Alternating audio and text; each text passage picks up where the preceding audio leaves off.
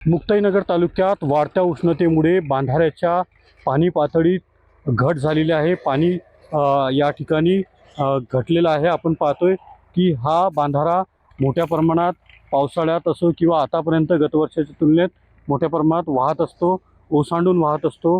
मात्र उष्णतेचा फटका हा जो आहे हा प्रचंड प्रमाणात बसलेला आहे। या सिंचनासाठी महत्त्वाचं असलेले जे बांधारे आहेत यासह इतर बांधारे आहेत हे देखील वाढत्या उष्णतेमुळे घटलेले आहेत। पूर्णत्व या ठिकाणी कोरडे ठक पडलेले आहेत। मुक्ताईनगर तालुक्यातील अनेक बांधारे जर पाहिले तर अशीच परिस्थिती या ठिकाणी आहे। कोरडे ठक पडल्याचं चित्र आपल्याला या ठिकाणी पाहायला मिळते। सिंचनासह अत्यंत महत्त्वाचे मानले जाणारे हे बांधारे सध्या वाढत्या उष्णतेमुळे कोरडे ठक पडल्याचं चित्र आपल्याला या ठिकाणी पाहायला मिळते। शेतकऱ्यांच्या पाणी जो प्रश्न आहे, सिंचनाचा टंचाई निर्माण झाल्याचं चित्र आपल्याला नेमकं पाहायला मिळते। रवी गोरे, TV9 मराठी, मुक्ताईनगर, जळगाव।